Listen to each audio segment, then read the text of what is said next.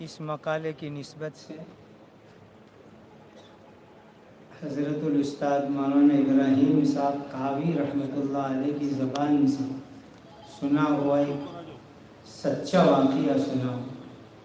حضرت مولانا سناتے تھے کہ یہ جو کاوی کا حلوہ مشہور ہے، اجتماع ہو یا جلسہ، دوسروں کو اطلاع ہو یا نہ ہو، ان کو پہلے اطلاع ہو جاتی ہے، اور اجتماع گاہ یا جلسوں کے پنڈال سے پہلے ان کا اسٹال لگ جاتا ہے۔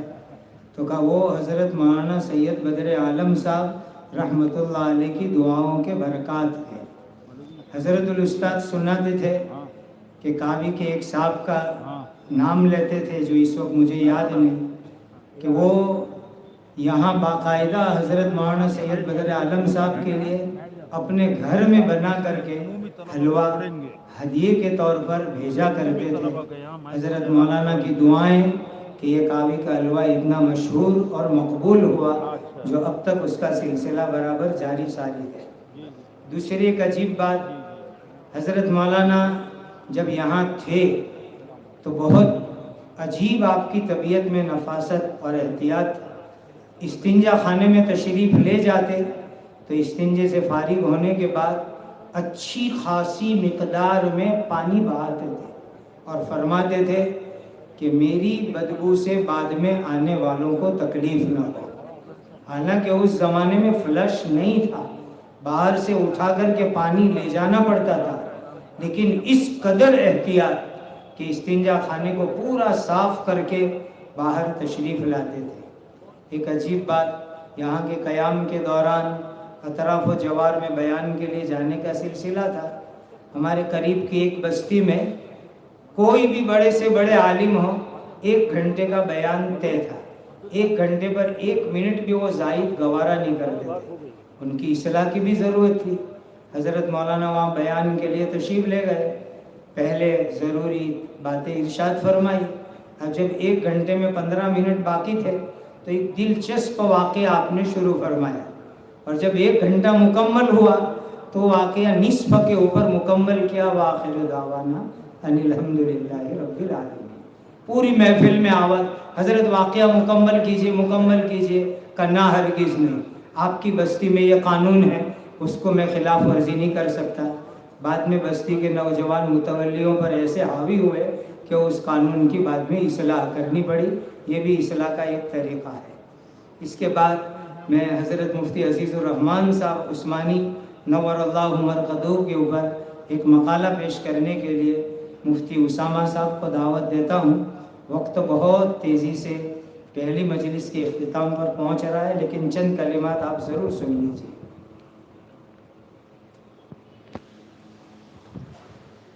درجہ عربی ششم کے طلباء سے درخواست ہے کہ فوراً وہ مطبخ میں پہنچ جائے، جہاں ہو وہاں سے۔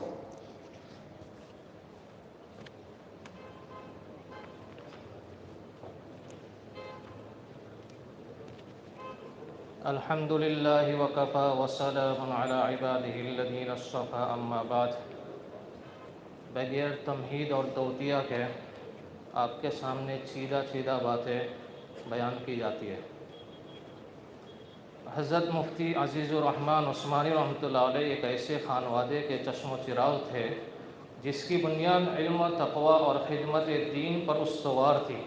آپ کا تعلق دیوبند کے ایک قدیم و معروف عثمانی خانوادے سے تھا جو دیوان لطف اللہ کی نسل میں سے ہے۔ یہ خانوادہ اپنے علمی اور دینی روایات کے اعتبار سے بر صغیر کے ممتاز گھرانوں میں شمار ہوتا ہے۔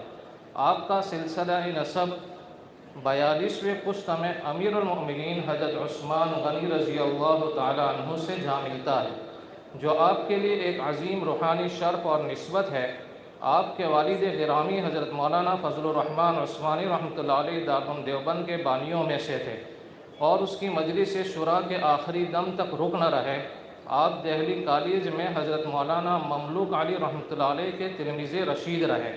فارسی و اردو کے نہایت بلند پایہ شاعر تھے اور متعدد نظمیں، قصائد اور مراثی یادگار چھوڑے۔ حضرت مولانا فضل الرحمن عثمانی رحمۃ اللہ علیہ نے 3 نکاح کیے۔ پہلی زوجہ سے کوئی اولاد نہ ہوئی، دوسری بیوی سے حضرت مفتی عزیز الرحمن عثمانی رحمۃ اللہ علیہ حضرت مولانا حبیب الرحمن عثمانی رحمہ اللہ اور حافظ خلیل الرحمن عثمانی رحمۃ اللہ علیہ پیدا ہوئے، جبکہ تیسری بیوی سے حضرت مولانا شبیر احمد عثمانی رحمۃ اللہ علیہ پیدا ہوئے۔ اس طرح حضرت مفتی عزیز الرحمن عثمانی رحمۃ اللہ علیہ محتمیم سادس دارالعلوم دیوبند یعنی حضرت مولانا حبیب الرحمن عثمانی رحمۃ اللہ علیہ کے حقیقی بھائی اور حضرت مولانا شبیر احمد عثمانی رحمۃ اللہ علیہ کے سوتیلے بھائی تھے۔ آگے تعلیم و تربیت ہے۔ پھر دارالعلوم دیوبند میں منصب افتاء کا نقطۂ آغاز، علمی مہارت اور فتاوی نویسی میں کمال، 40 سالہ خدمت دارالفتاء، علماء وقت کا اعتماد، ذخیرہ فتاوی کی اشاعت، تعدم زیست و مشغولیت، ارشاد و تربیت کا مرکز اور اکابر مشائخ سے تعلق۔ جہاں تک تعلق کی بات ہے، حضرت مفتی عزیز الرحمن رحمۃ اللہ علیہ، حضرت اقدس مولانا شاہ رفیع الدین صاحب دیوبندی رحمۃ اللہ علیہ، جو محتمیم ثانی دارالعلوم دیوبند کے ارشد خلفاء میں سے تھے، سلسلہ نقشبندیہ کے نہایت صاحب حال اور ممتاز مشائخ میں آپ کا شمار ہوتا تھا۔ آپ کے خلفاء و مجازین میں ممتاز ترین شخصیات کی بات کی جائے تو اس میں حضرت مولانا اسحاق صاحب رحمۃ اللہ علیہ اور حضرت مولانا بدر عالم میرٹھی مہاجری مدنی رحمۃ اللہ علیہ کا ذکر ملتا ہے۔ حضرت کے جو خاص نمایاں وصف تھا، چونکہ وقت نہیں ہے میں اس کو بتلاتا ہوں، تواضع اور خدمت خلق، علم و عمل کے ساتھ تواضع، قصر نفسی اور اپنے آپ کو چھپانا و مٹانا حضرت مفتی اعظم رحمۃ اللہ علیہ کا خاص رنگ تھا، جو چھوٹی چھوٹی جزئیات تک میں نمایاں نظر آتا تھا۔ روزانہ کا معمول تھا کہ بعد نماز عصر محلے اور آس پاس کے بیواؤں اور ضعیفوں کے مکانات کے دروازوں پر جا کر پوچھتے کہ بازار سے کسی کو کچھ سودا منگوانا ہو تو بتلا دے۔ کہیں سے آواز آتی، مفتی جی 4 پیسے کی مرچ لا دیجیے۔ کسی در سے کہا جاتا تیل چاہیے۔ کہیں سے فرمائش آتی نمک درکار ہے۔ حضرت رحمۃ اللہ علیہ سب کے پیسے جمع کر لیتے اور بازار جا کر ایک ایک کی فرمائشی چیز خریدتے، کسی کا نمک، کسی کی مرچ، کسی کا دھنیا، سب سامان الگ الگ کپڑوں میں باندھ کر خود ہی کندھے پر لاد کر لاتے۔ یہ کبھی گوارا نہ فرماتے کہ بوجھ کسی اور سے اٹھوایا جائے۔ اکثر بوجھ سے دوہرے ہو جاتے، مگر اس خیال سے بھی گریز کرتے کہ سامان کسی دوسرے کے حوالے کر کے اپنے آپ کو ہلکا کر لے۔ پھر خود ہی گھر جا جا کر یہ اشیاء ان کے سپرد فرماتے جنہوں نے فرمائش کی ہوتی۔ بعض مرتبہ تو ایسا بھی ہوتا کہ کسی عورت نے جو چیز منگوائی ہوتی، غلطی سے کوئی دوسری چیز آ جاتی، وہ کہتی مفتی جی میں نے تو ہری مرچ منگوائی تھی اور اب آپ دھنیا لے آئے۔ حضرت بغیر کسی ناگواری کے اس کو لے کر واپس کرتے اور مطلوبہ چیز لے آتے۔ بے نفسی اور خدمت خلق کے دعوے دار ہزاروں نظر آ سکتے ہیں، مگر عمل میں، اور وہ بھی ایسے عمل میں جس میں شو اور نمو کا ادنا درجہ اور شائبہ بھی نہ ہو، کوئی ہمسر پیش کرنا مشکل ہے۔ خود حضرت رحمۃ اللہ علیہ کے دل میں اس کا تصور تک نہ آتا کہ وہ کوئی خدمت کر رہے ہیں یا کوئی بڑا عمل انجام دے رہے ہیں یا قصر نفسی کا کوئی عظیم کارنامہ سر انجام دے رہے ہیں۔ یہ سب کچھ ان کے لیے محض ایک عام اور معمولی سا کام تھا، مگر در حقیقت یہ ان کی عاجزی اور خلوص کا درخشاں باب تھا۔ پھر اس کے بعد حضرت کے تواضع کے تعلق سے کچھ واقعات بھی ہیں۔ دارالعلوم میں آپ کی انکساری کی شہرت تھی۔ ایک بات یہ عرض کرتا چلوں، دنیا کی حقیقت آپ کی نظر میں، یہ بھی عجیب بات ہے۔ حضرت مولانا قاری محمد طیب صاحب رحمۃ اللہ علیہ فرماتے ہیں کہ میں نے اپنے خسر مولوی محمود صاحب مرحوم رامپوری رحمۃ اللہ علیہ سے سنا کہ وہ اپنے زمانے طالب علمی میں چھوٹی مسجد میں حضرت مفتی اعظم رحمۃ اللہ علیہ کے پاس ایک ہی حجرے میں رہتے تھے۔ حضرت رحمۃ اللہ علیہ کی زندگی کے اکثر معمولات ان کی نظر میں آتے رہتے تھے۔ مولوی محمود صاحب رحمۃ اللہ علیہ فرماتے تھے میں نے کبھی بھی حضرت ممدوح کو پیر پھیلا کر سوتے نہیں دیکھا، ہمیشہ سکڑ کر گھٹنے پیٹ میں دے کر لیٹتے اور سوتے تھے۔ پہلے تو انہوں نے اسے اتفاقی بات سمجھا، مگر جب یہ عمل مسلسل دیکھا تو سمجھ گئے کہ یہ ایک ارادی طرز عمل ہے۔ ایک دن عرض کیا حضرت آپ پیر پھیلا کر کبھی نہیں سوتے ہیں؟ فرمایا دنیا پیر پھیلا کر سونے کی جگہ نہیں ہے، اس کا مقام قبر ہے جہاں آدمی پیر پھیلا کر سوئے گا۔ سبحان اللہ، یہ کلام اسی زبان سے نکل سکتا ہے جس کے دل میں ہر وقت آخرت کی یاد اور خداوند ذوالجلال کی عظمت محیط ہو، اور جو دنیا کی لذتوں اور خواہشات کو دل سے نکال چکا ہو۔ یہ طرز عمل وقتی جوش سے اور 2 دن اختیار کرنا تو ممکن ہے، مگر ساری زندگی پر محیط ہو جانا استقامت کی ایسی مثال ہے جو کم ہی دیکھنے کو ملتی ہے۔ اس کے بعد آگے ہے گفتگو میں تواضع اور خلوص کا بحر بے قرار، ایک علمی اشکال اور راتوں رات دنگوں کا پیادہ سفر۔ یہ بھی ایک عجیب تھوڑا سا طویل واقعہ ہے، میں اس کو چھوڑ دیتا ہوں۔ فطری صالحیت اور اللہ تعالیٰ کے لیے وقف زندگی، توجہ الی اللہ کے حیران کن اثرات۔ یہ مختصر سا واقعہ ہے، میں پڑھ لیتا ہوں۔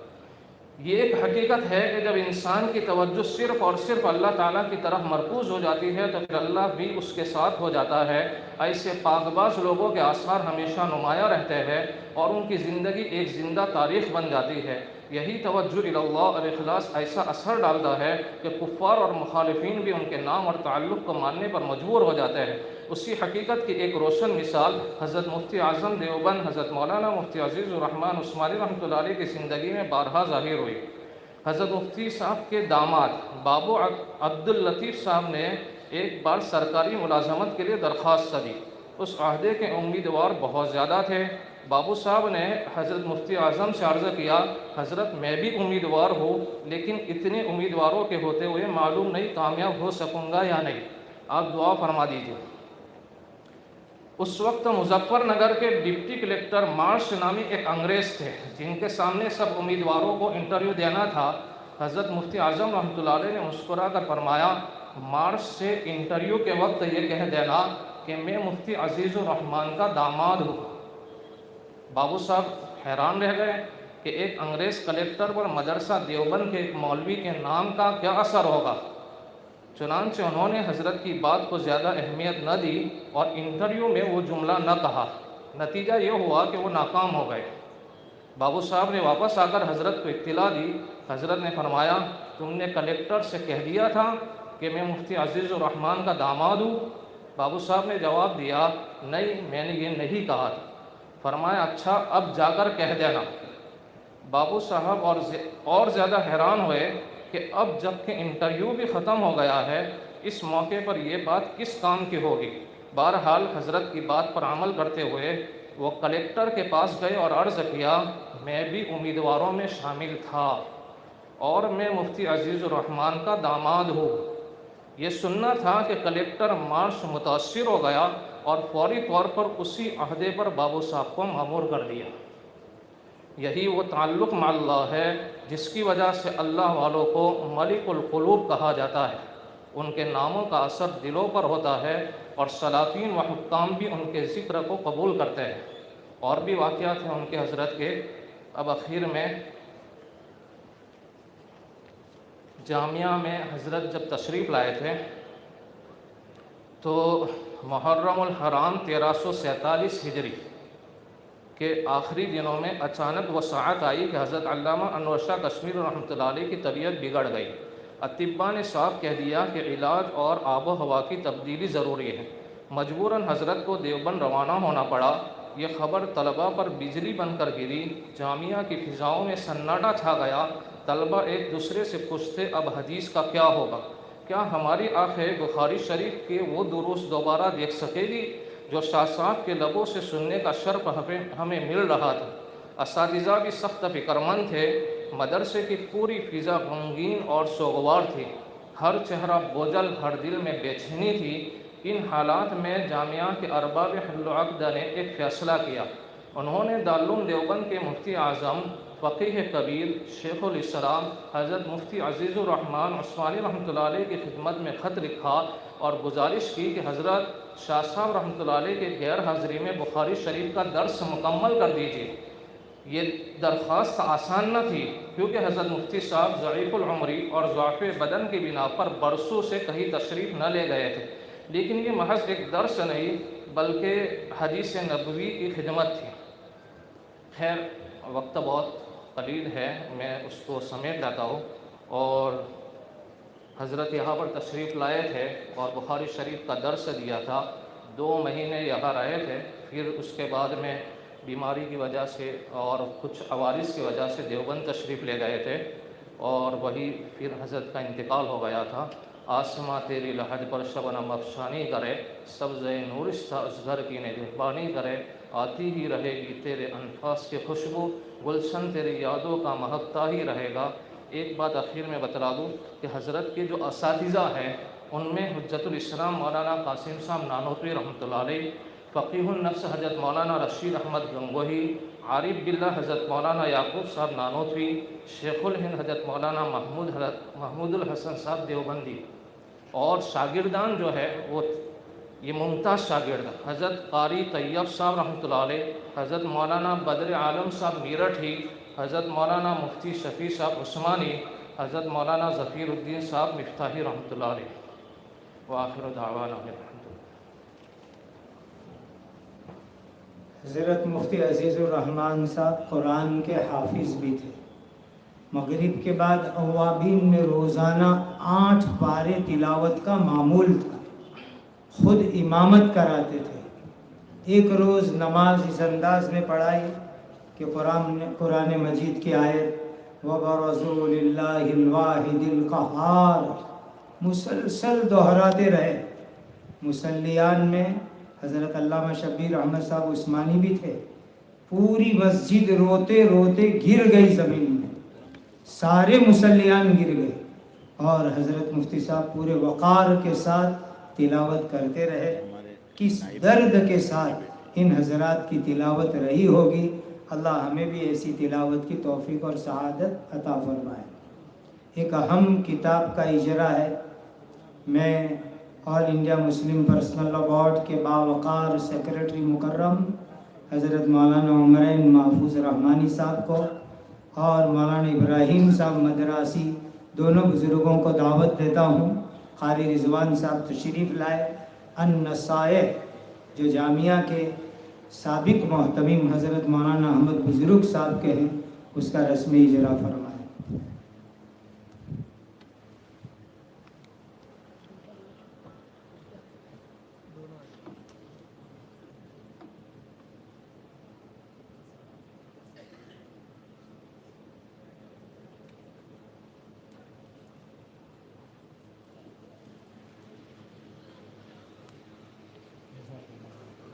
جزاکم اللہ حسن الجزا. اب ترانہ جامعہ جو سنے بغیر تو جو ہے یہ مجلس ادھوری رہے گی. مولانا سمان بٹکلی ندوی صاحب نے مرتب کیا ہے.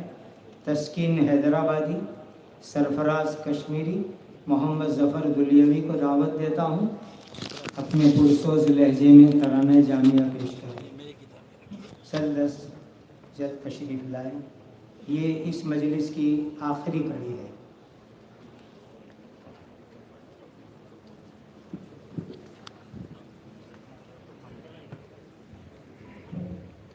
آواز ساتھ میں رکھو ایک دم. آگے پیچھے بڑا بھی نہیں ہونا چاہیے. یہ کریں گے سیٹ کریں گے. جب تک شروع نہ کریں نہیں اس وقت شروع مت کریں. شروع کریں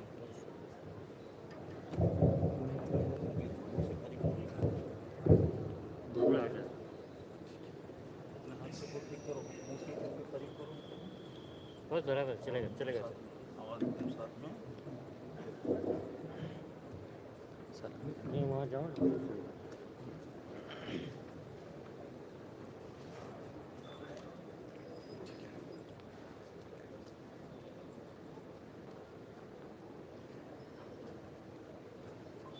السلام علیکم ورحمۃ اللہ وبرکاتہ.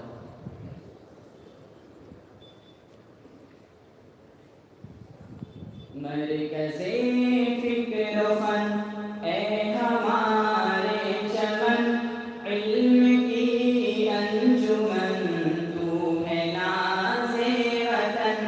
مرکزِ فکر و فن اے ہمارے چمن، علم کی انجمن تو ہے ناز وطن. آفتاب آفتاب سعادت کی نوری کرن تجھ پہ قربان ہے مال و زر جان و تن اے ہمارے چمن اے ہمارے چمن اے ہمارے چمن اے ہمارے چمن کاروان عظیمت کی بانگے درا رہ روان شریعت کا قبلہ نما کاروان عظیمت کی بانگے درا رہ روان شریعت کا قبلہ نما تشنگان طریقت کا تو میں کدا تشنگان طریقت کا تو میں کدا اور عشاق پر ابر سایہ فگن اے ہمارے چمن اے ہمارے چمن اے ہمارے چمن اے ہمارے چمن جہل کی دھوپ میں علم کا سائباں ظلمت دہر میں نور کا آشیاں جہل کی دھوپ میں علم کا سائباں ظلمت دہر میں نور کا آشیاں ہر قدم گل فشاں ہے بہاریں یہاں ہر قدم گل فشاں ہے بہاریں یہاں جیسے فردوس کی تجھ کو حاصل خبر اے ہمارے چمن اے ہمارے چمن اے ہمارے چمن اے ہمارے چمن اہل گجرات کا مایہ افتخار اہل فن کا رہا مرکز اعتبار اہل گجرات کا مایہ افتخار اہل فن کا رہا مرکز اعتبار تو گلستان تو باقی ہے شاخسار تو گلستان تو باقی ہے شاخسار تو ہے مشرق خدن تجھ سے کوئے چمن اے ہمارے چمن اے ہمارے چمن اے ہمارے چمن اے ہمارے چمن راز ہائے محبت کی تفسیر تو قوم ملت کے خوابوں کی تعبیر تو راز ہائے محبت کی تفسیر تو قوم ملت کے خوابوں کی تعبیر تو میری ساری امنگوں کی تصویر تو میری ساری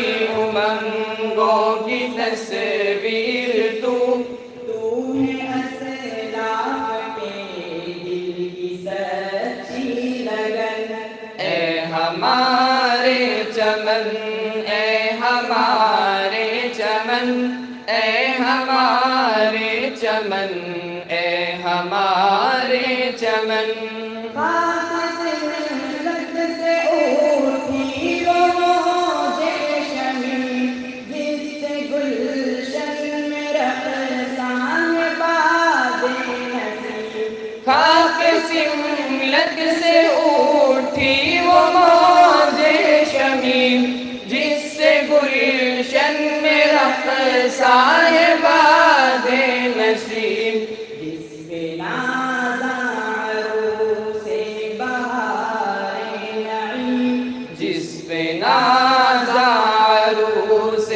بہار نعیم تیرے معمار تھے خام احمد حسن اے ہمارے چمن اے ہمارے چمن اے ہمارے چمن اے ہمارے چمن علم کی شمع کے پاس باتیں بزرگ حق کے اسرار کے ترجماں تھے بزرگ علم کی شمع کے پاس باتیں بزرگ حق کے اسرار کے ترجماں تھے بزرگ دل کی اقلیم کے رازداں تھے بزرگ دل کی اقلیم کے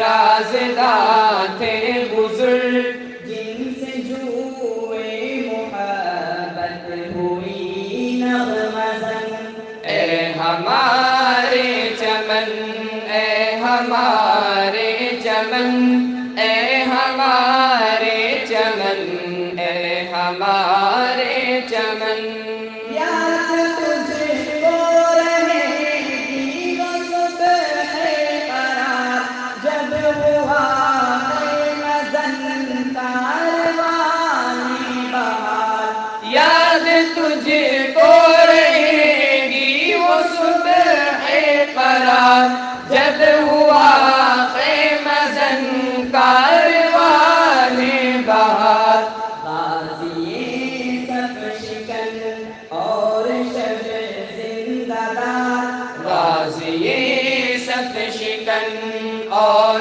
شب زندہ دار گلستان ہدایت کے سر و سمن اے ہمارے چمن اے ہمارے چمن اے ہمارے چمن اے ہمارے چمن انور شامت قافلے کے امیر دشت ظلمات میں روشنی کے سفیر انور شامت قافلے کے امیر دشت ظلمات میں روشنی کے سفیر علم کے چرخ پر تھے جو بدر منیر علم کے چرخ پر تھے جو بدر منیر رش کے فردوس ان سے صحرا بن اے ہمارے چمن اے ہمارے چمن اے ہمارے چمن اے ہمارے چمن دست شبیر خود نکھارا تجھے حفظ رحمان نے ہے سنوارا تجھے دست شبیر نے خود نکھارا تجھے حفظ رحمان نے ہے سنوارا تجھے اور یحییٰ کا بھی تھا سہارا تجھے اور یحییٰ کا بھی تھا سہارا تجھے عرض دا بھید کا تجھ سے ہے بانگ بن اے ہمارے چمن اے ہمارے چمن اے ہمارے چمن اے ہمارے چمن تجھ پہ محب کرم میں سراج رشید ایک مرد خدا با کمال و سعید تجھ پہ محب کرم تھے سراج رشید ایک مرد خدا با کمال و سعید شان ادریس بھی ہے مثال فرید شان ادریس بھی ہے مثال فرید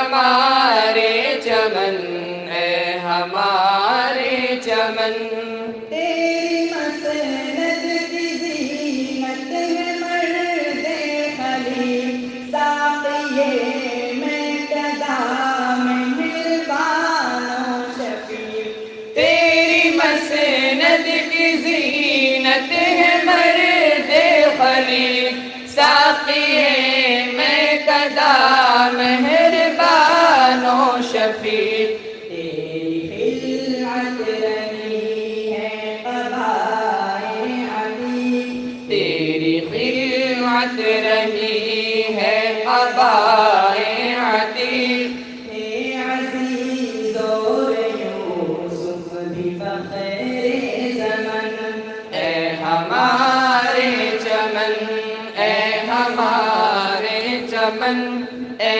ہمارے چمن، اے ہمارے چمن، احمد با وفا، احمد با صفا، اہل حق کی نوا، اہل حق کی صدا، احمد با وفا، احمد با صفا، اہل حق کی نوا، اہل حق کی صدا، شمع بز میں خدا، اہل دل کی ضیا، شمع بز میں خدا، اہل دل کی ضیا، جھومتے جھومتے کہتی جائے پون، اے ہمارے چمن، اے ہمارے چمن، اے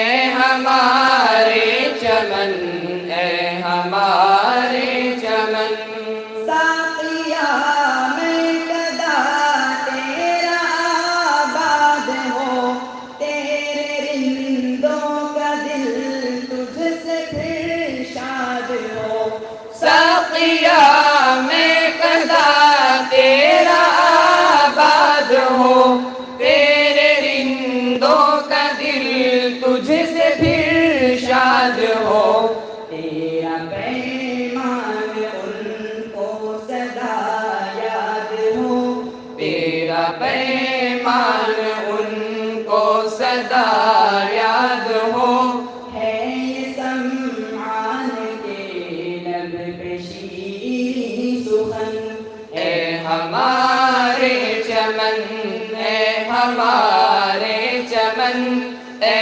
ہمارے چمن، اے ہمارے چمن، اے ہمارے چمن، اے ہمارے چمن، اے ہمارے چمن، اے ہمارے چمن، اے ہمارے چمن، اے ہمارے چمن، اے ہمارے چمن، اے ہمارے چمن۔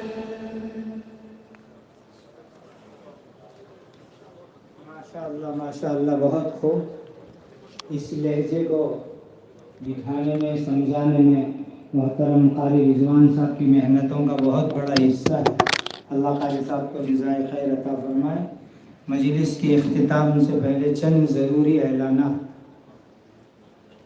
دوسری مجلس جو فضلائے کرام کے واسطے ہیں 3:30 بجے جامعہ کی مسجد میں انشاءاللہ منعقد ہوگی، جس میں حضرت شیخ المشائخ مفتی احمد صاحب دامت برکاتہم، حضرت الاستاذ مفتی عباس صاحب دامت برکاتہم، حضرت الاستاذ مولانا اسماعیل صاحب چاشوی دامت برکاتہم اپنے شاگردوں سے، اپنے تلامذہ سے خطاب فرمائیں گے۔ تو آپ ٹھیک 3:30 بجے دوسری مجلس کے لیے مسجد میں تشریف لے آئیں۔ ہمارے اکابرین مہمانان غرامی اس وقت آرام فرمائیں گے۔ تیسری مجلس انشاءاللہ مغرب کی نماز کے بعد متصلاً اسی جگہ کے اوپر انشاءاللہ منعقد ہوگی، جس میں باقی مقالات ہیں اور ہمارے بہت سے مہمانوں کی ہم نصیحتوں کو بھی اس مجلس کے اندر ضرور سنیں گے۔ کھانے کے متعلق اعلان سے پہلے ایک بڑی کام کی بات آپ کو سناتا چلوں. حضرت علامہ انور شاہ صاحب کشمیری رحمۃ اللہ علیہ کے قوت حافظہ کا لوگ خوب تذکرہ کرتے ہیں، لیکن قوت حافظہ کے لیے اور چیزوں کے علاوہ غذا کا مناسب اور بہتر ہونا بھی ضروری ہے. اس لیے کھانے سے پہلے میں اس کا اعلان کر رہا ہوں. حضرت علامہ کشمیری رحمۃ اللہ علیہ جس گائے کا دودھ استعمال کرتے تھے اس کو مختلف قسم کے پھل فروٹ کھلائے جاتے تھے. حضرت شاہ صاحب کو کھسی مرغ کا، دیسی مرغ کا گوشت کھلایا جاتا تھا. حضرت مولانا محمد بن موسیٰ میاں سملکی رحمۃ اللہ علیہ نے خصوصی طور پر مرغ کو کھسی کرنا سیکھا تھا. اندازہ لگائیے کہ اس زمانے کے ڈابھیل سملک کے لوگوں نے امام العصر کی کس قدر خدمت کی ہے، وہ اس واقعے سے ہمیں اندازہ ہو سکتا ہے. آج بھی اجلاس 100 سالہ کے موقع پر جزائے خیر دے بستی والے حضرات کو ایسی ہی مفید مقوی غذاؤں کا انہوں نے انتظام کیا ہے. جزاہم اللہ تعالی احسن الجزا. بقول امام شافعی رحمۃ اللہ علیہ کے جسمانی قوت کے لیے 3 چیزیں مفید، اس میں ایک چیز بکرے کا گوشت ہے. انشاءاللہ وہی آپ کی خدمت کے اندر پیش کیا جائے گا.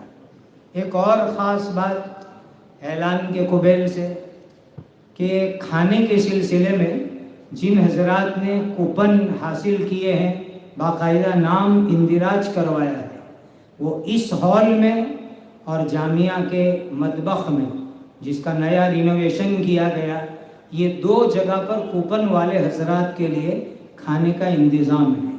اور جن کے پاس کوپن نہیں ہے وہ دارالسنہ کے تہ خانے میں ٹھنڈک کے ماحول میں کھانا تناول فرمائے.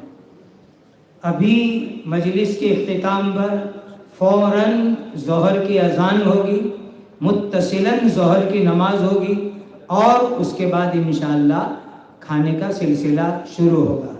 جو حضرات اس پنڈال میں ہیں ان سے درخواست ہے، خاص طور پر جامعہ کے وہ طلبہ جن کے متعلق کوئی خدمت اب تک نہیں ہے، وہ حضرات کرسیوں کو ایک طرف ہٹانے کے اندر تعاون فرمائیں.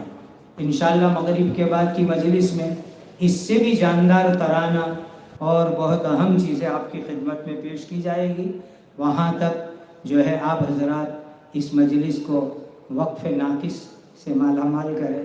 وآخر دعوانا الحمدللہ رب العالمین. سبحان ربک رب العزت عما یصفون وسلام علی المرسلین والحمدللہ رب العالمین.